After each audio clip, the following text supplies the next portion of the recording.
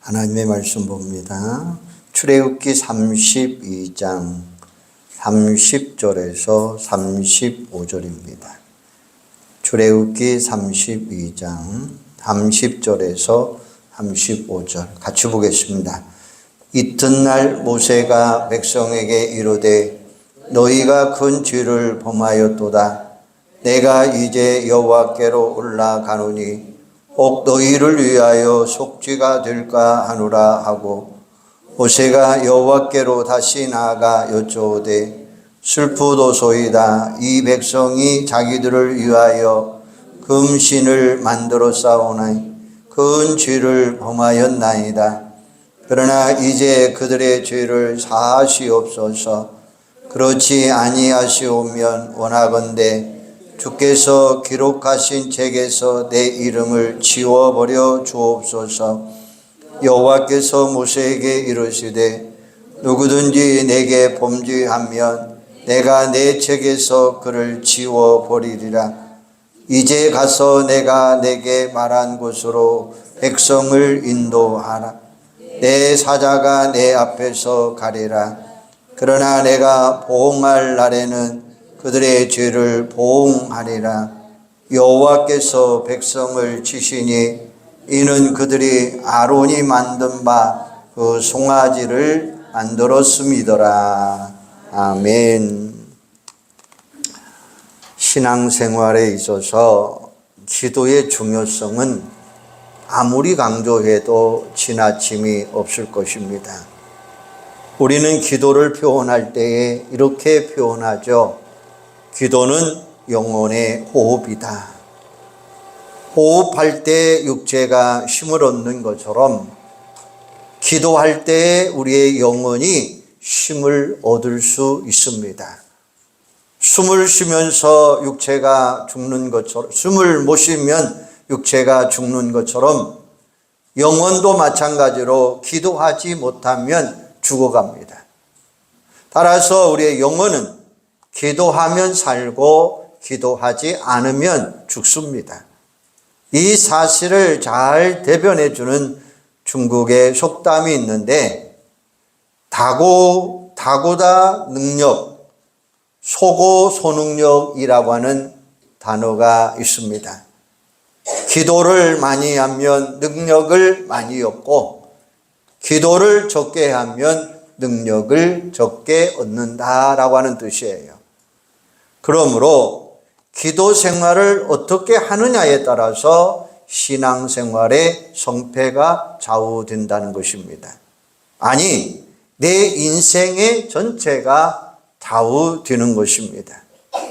우리가 늘 기도해 왔습니다만 개인적으로, 교회적으로 더욱 기도에 힘쓰기를 소망합니다. 우리의 삶 속에 변화를 소원한다면 우리는 기도해야 돼요. 기도하지 아니하고 변화를 기대한다면 그것은 마치 감나무 아래서 입 벌리고 있는 것처럼 어리석은 것입니다. 오직 기도 생활의 변화가 우리 자신과 우리 주변을 변화시킬 수 있다고 하는 사실을 명심하시기를 바랍니다. 이 사실을 다시 한번 마음속에 새기는 의미로 오늘 구약의 대표적인 인물 모세의 기도 생활을 한번 살펴보려고 해요. 아무쪼록 말씀을 통해서 여러분의 기도 생활이 더 풍성해지고 기도에 열심히 불같이 일어나시기를 주님의 이름으로 축원합니다. 모세는 80세의 부름을 받아서 이스라엘을 출애굽시켜 40년 광야 생활을 이끌어간 사람입니다. 한마디로 말하면 기적이죠. 아무리 노익장이라고 해도 80세 고령의 모세가 능력으로는 도저히 불가능한 이야기입니다.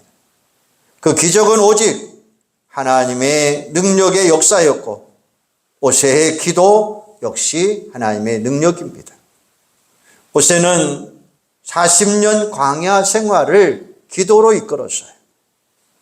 백성들로 하여금 출애굽을 홍해를 건너갈 때도 반석에서 물이 터져 나오는 것도, 하늘에서 메추라기가 내려오는 것도, 끊임없는 전투에서 승리하는 것도 모두 다 기도를 통해서 얻어진 겁니다. 오늘 본문에 보니까 이스라엘이 위기 상황 가운데 모세가 기도하는 장면이 기록되어 있는데 32장 앞부분에 보면 어떤 사건이 있습니까? 금송아지 우상 사건이 있습니다. 그런데 산 아래 기다렸던 백성들이 종교 반란을 일으켜요. 애굽인들이 풍요의 신으로 숭배하는 황소 우상 아피스를 본따서 금송아지를 만든 거예요. 모세가 산에서 내려오지 않으니 이제 아피스나 따라가겠다고 하는 속셈이었습니다. 그때 모세의 반응은 두 가지였습니다. 하나는 대노하는 것이었고 하나는 중보 기도하는 것이었습니다. 시내산에서 내려온 모세가 우상의 낭장판을 보고 대노하는 모습, 그리고 백성들을 징계합니다. 그는 우상에 빠졌던 백성들을 징계하는 의미로 금송아지를 갈아서 가루를 물에 타서 먹입니다. 금송아지는 아무것도 아니라는 제수처였죠. 그리고 우상 숭배에 연루된 자 3,000명을 처형을 합니다. 그런데 놀라운 것은 그 소동 후에 모세가 하나님 앞에 나아가 백성들을 위하여 간절히 중보 기도하는 것이었어요. 3차에 걸쳐서 기도하는데 그 기도는 생명 걸고 간절하게 기도해요.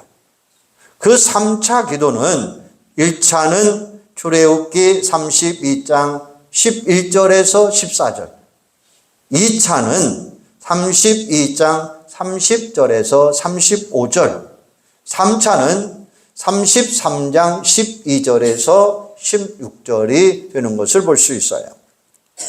오늘 본문에 보면 31절에 그 기도가 나와 있습니다. 슬포도소이다. 이 백성이 자기들을 위하여 금신을 만들어 싸우니 큰 죄를 범하였나이다. 생명책은 하나님 보좌 앞에 놓여 있는 명부인데 32절에 보면 이제 그들의 죄를 사하시옵소서. 그렇지 아니하면 원하건대 주의 기록하신 책 생명책에서 내 이름을 지워버려 주옵소서. 바로 생명책, 생명명부, 하나님의 택한 백성의 이름, 즉 영생을 얻은 자들의 이름을 기록한 책. 모세는 바로 이 생명책에서 자기 이름을 삭제해달라고, 다시 말하면 지옥에 떨어지더라도 이스라엘 백성들의 죄를 용서하시고 그들을 보살펴 달라고 간구하는 모습입니다. 그토록 애절한 기도를 하나님께서 좌시할 수 없었습니다. 그런데 마침내 하나님은 그의 기도에 응답하시는데 14절에 보면 여호와께서 뜻을 돌이키사 말씀하신 화를 그 백성에게 내리지 아니하시니라, 이렇게 말씀해요. 하나님이 진노하셔서 이스라엘과 함께하지 않겠다고 하셨지만 이제 다시 해 주시겠다는 말씀이죠. 이와 같은 모세의 기도는 중요한 의미를 가지고 있는데 두 가지가 있어요. 하나는 예수님의 중보 기도와 두 번째는 성도들이 본받을 기도의 모델입니다. 먼저 예수님의 중보 기도입니다. 예수님은 십자가에 못 박혀 돌아가셨다가 부활하시고 승천하셔요. 지금도 하나님 보좌 우편에 계십니다. 예수님은 지금 대제사장으로서 우리를 위하여 간절히 기도하고 계십니다. 이게 곧 예수님의 중보 기도죠. 로마서 8장 34절에 보면 누가 정죄하리요? 죽으실 뿐 아니라 다시 살아나신 이는 그리스도 예수시니 그는 하나님 우편에 계신 자요 우리를 위하여 간구하는 자니라. 요한일서 2장 1절에 보면 나의 자녀들아 내가 이것을 너희에게 쓰면 너희로 죄를 범치 않게 하려 함이라. 만일 누가 죄를 범하면 아버지 앞에서 우리에게 대언자가 있으니 곧 의로우신 예수 그리스도이라 라고 말씀합니다. 이런 기도가 있었기에 우리가 예수 믿고 난 후에도 연약하여 범죄하고 넘어지는 일이 있지만 멸망하지 아니하고 다시 일어나 천국을 향할 수 있다는 것입니다. 예수님을 3번씩이나 부인하고 실패했던 베드로가 변화받고 세계를 변화시키는 대사도가 된 것도 다 예수 그리스도의 중보기도 덕분입니다. 오늘 우리도 마찬가지입니다. 용기를 가지시고 예수님의 중보기도가 있는 한 우리는 망하지 아니합니다. 넘어졌다가도 다시 일어날 수 있습니다. 이런 확신을 갖고 오직 예수님만을 바라보며 승리하는 여러분들이 되기를 바랍니다. 그러면 두 번째로 생각해 볼 수 있는 것은 그리스도인의 기도 생활입니다. 성도들의 기도 생활은 크게 두 가지를 이야기할 수 있어요. 하나는 나 자신을 위한 기도, 또 하나는 이웃을 위한 기도입니다. 그런데 우선 우리 기도 생활에서 중요한 게 있어요. 그것은 기도 응답에 대한 확신입니다. 내가 기도한 것을 정말 하나님이 들으시고 그리고 응답하시느냐라는 겁니다. 이런 확신이 있으면 저절로 기도하게 되죠. 그리고 힘 있는 기도가 있습니다. 기도는 눈에 보이지 않지만 분명히 실제하고 작동하는 영적 현상입니다. 그래서 저는 이렇게 표현합니다. 기도는 영적인 과학이다. 예를 들어볼까요? 지금 이 공간에도 보이지 않지만 공기가 있고 대류 현상이 진행되고 있습니다. 영적으로도 마찬가지입니다. 영적 대류 현상이 일어난다는 거예요. 우리가 기도하면 그 기도가 하나님께 올라갑니다. 그리고 하나님의 응답이 나에게로 내려옵니다. 그 중간에 예수님이 도와줍니다. 죄인 우리가 감히 하나님을 만날 수 없고 기도할 수 없지만 대속해 주신 예수님 때문에 모든 것이 가능한 거죠. 요즘은 통신이 발달해서 휴대폰을 들고 다니지만 옛날에는 어떻게 전화합니까? 중간에서 교환수가 받아 상대방을 연결해 주었습니다. 요한복음 16장 23절에 보면 예수님의 기도에 관한 말씀이 나와요. 내가 진실로 진실로 너에게 이르노니 너희가 무엇이든지 아버지께 구하는 것을 내 이름으로 주시리라. 지금까지는 너희가 내 이름으로 아무것도 구하지 아니하였으나 구하라 그리하면 받으리니 너의 기쁨이 충만하리라. 이렇게 말씀하셔요. 예수의 이름으로 기도하면 예수님이 중간 역할을 해 주심으로 인해서 하나님께서 들어주시겠다는 것입니다. 기도하는 가운데 천사들의 역할도 있습니다. 요한계시록 8장 3절에 보면 또 다른 전사가 와서 제단 곁에 서서 금향로를 가지고 많은 양을 받았으니 이는 모든 성도의 기도들과 합하여 보좌 앞 금단에 드리고자 함이라. 향연의 성도의 기도와 함께 천사의 손으로부터 하나님 앞으로 올라가는지라 라고 말씀합니다. 천사가 성도들의 기도를 금향로에 담아 하나님께 올리는 겁니다. 다니엘서 9장 21절에 보면 곧 내가 말하여 기도할 때에 이전 이상 중에 본 그 사람 가브엘이 빨리 날아서 저녁 제사를 드릴 즈음에 내게 이르더니, 바로 성도가 기도한 후 하나님의 응답을 천사가 전달해 주는 장면이에요. 그러므로 우리는 기도 응답의 확신을 가질 수가 있습니다. 요한일서 5장 14절에 보면, 그를 향하여 우리의 가진 바 담대한 것이 이것이니 그의 뜻대로 무엇을 구하면 들으심이라. 우리가 무엇이든지 구하는 바를 들으시는 줄을 아는즉 우리가 그에게 구한 그것을 얻을 줄을 또한 아느니라. 이렇게 말씀하셔요. 여러분, 이렇게 분명한 약속이 있는데 어찌 기도 응답에 대해서 의심하고 있습니까? 부디 기도의 응답을 확신하며 기도하는 여러분들이 되시기를 바랍니다. 기도의 확신을 가지시고 기도를 무시하면 하나님을 무시하는 것과 똑같아요.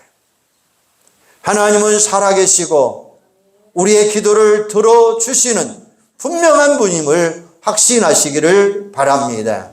우리는 먼저 어떤 기도를 해야 될까요? 먼저 우리는 당연히 나 자신을 위해서 기도해야 돼요.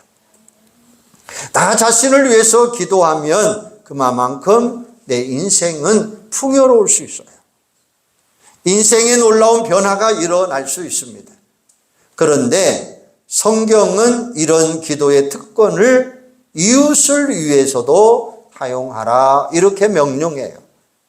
이웃을 위한 기도를 성경에서는 도고다라고 부릅니다.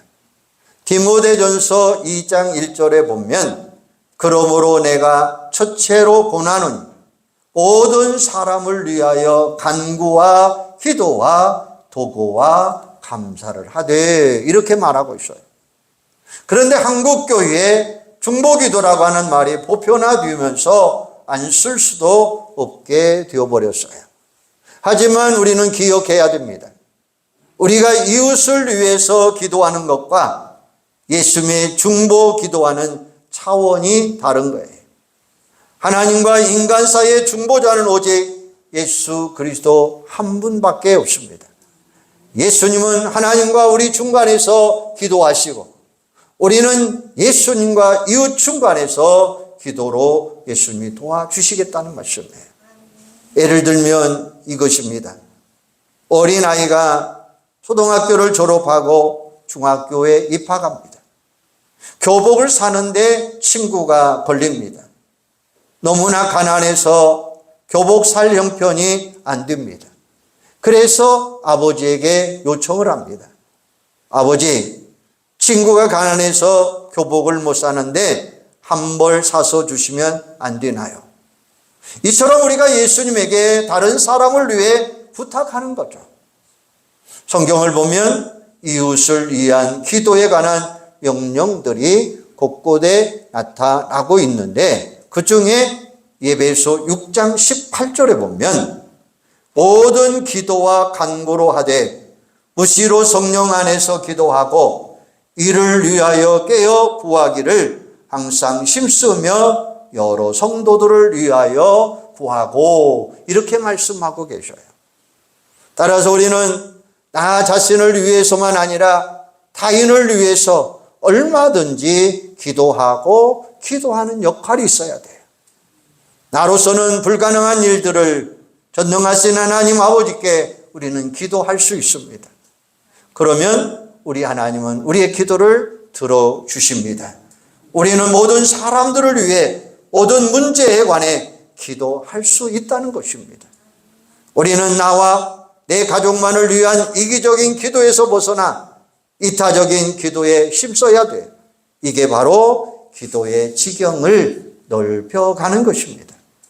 이런 기도는 우리의 사명이며 이웃에 대한 그 사랑의 실천이라는 것입니다. 이웃을 위한 기도의 폭이 신앙의 폭이에요. 이웃을 위한 기도의 크기가 신앙의 크기입니다. 신앙의 성숙도도 바로 이런 기도로 평가된다는 거예요. 그러면 구체적으로 어떤 내용으로 우리는 기도해야 될까요? 첫째는 영혼을 위한 기도예요. 모든 기도 제목 가운데 가장 중요한 것은 영혼 구원입니다. 아무리 세상에서 출세해도 구원받지 못하면 헛된 거예요. 영생과 영벌, 천국과 지옥으로 갈라지는 엄숙한 구원의 문제가 시급하고 중요한 것입니다. 우리는 나 자신의 구원을 확신하고 이제 눈을 들어 주위 사람들의 영혼을 살펴볼 줄 알아야 된다는 거예요. 가족과 이웃과 더 나아가 인족과 만민의 영혼을 위하여 우리는 쉬지 말고 기도하는 자들이 되어야 될 줄로 믿습니다. 하지만 우리가 영혼을 위해 기도하면 하나님은 우리의 기도를 반드시 들어줄 줄로 믿습니다. 그래서 확신을 가지고 부모와 형제와 친구와 이웃과 이 민족과 만민의 영혼을 위하여 기도하는 여러분들이 꼭 되시기를 바랍니다. 두 번째는 문제를 위한 기도예요. 이웃의 어떤 문제든지 내가 직접 해결해 주지 못해도 기도는 할 수 있는 겁니다. 무슨 문제든지 우리는 기도할 수 있습니다. 가정의 문제, 사업의 문제, 자녀들의 문제, 건강의 문제, 그 어떤 문제도 기도의 범위를 벗어날 수가 없는 거죠.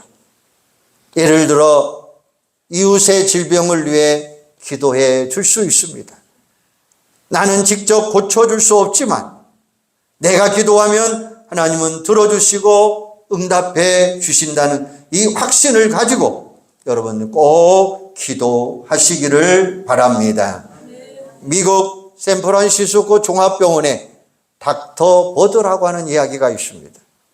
오래전 그는 입원 환자 393명 두 그룹으로 나누어 특이한 임상 실험을 했습니다.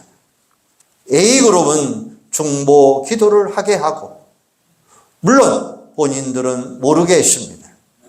B그룹은 기도해 주는 사람 없이 치료합니다. 그런데 기도의 결과가 어떤 차이를 이루어졌는지 알면 중보 기도를 받은 A그룹은 합병증, 폐렴, 심장마비 등의 발생률이 현저하게 낮아졌고 항생제 사용량도 현저하게 적어졌다는 것이고 B그룹은 정반대였다는 것입니다. 바로 아무런 효과가 나타나지 않았다는 것입니다. 바로 중보 기도의 역할이, 중보 기도의 위력이 이렇게 크다는 사실을 알고 기도하는 여러분들이 되기를 바랍니다. 세 번째는 교회를 위한 기도예요. 교회는 너무나 중요한 곳입니다. 왜냐하면 하나님이 세상을 변화시킬 때 교회를 통해서 변화시켰어요. 교회가 잘 되어야 합니다. 교회가 잘 되려면 무엇보다도 기도하는 자가 많아져야 돼요. 그러므로 교회의 모든 사역 중에 기도가 가장 중요하다는 것입니다. 모든 사역이 기도를 통해서 이루어지는 거예요. 직접 사역에 동참하는 경우에 기도로 준비하고 기도하며 시행하고 마치고 기도로 감사하며 마무리해야 한다는 것입니다. 그런데 우리가 교회의 모든 사역에 동참할 수 없죠. 역량과 시간이 한계입니다. 우리는 늘 교회를 위해서 기도하는 자들 되시고 특별히 목회자들을 위해 기도 많이 해주시기를 바랍니다. 그리고 기도하는 성도들이 계시는 한 오늘도 교회는 놀라운 역사를 이루어 갈 줄로 믿습니다.